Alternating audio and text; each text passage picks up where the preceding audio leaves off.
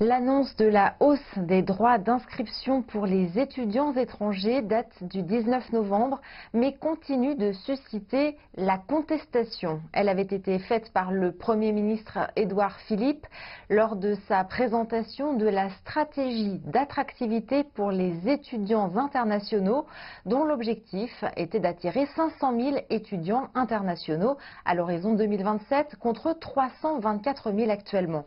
Ce plan stipulait également une révision des frais de scolarité pour les étrangers. Alors qu'une licence coûte aujourd'hui 170 € par an, un master 243 et un doctorat 380, ils s'élèveront après la réforme à 2 770 € pour la première et 3 770 € pour les deux autres.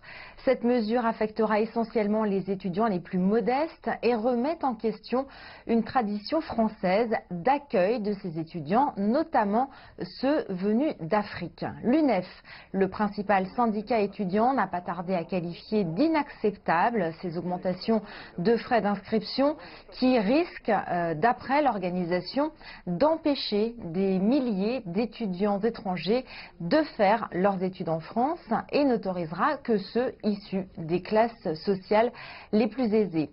Pour un autre syndicat d'enseignants du supérieur, on peut craindre que cela soit une première étape vers une hausse des frais pour tous les étudiants, y compris européens et français, une hypothèse qui a été par la suite démentie par le gouvernement.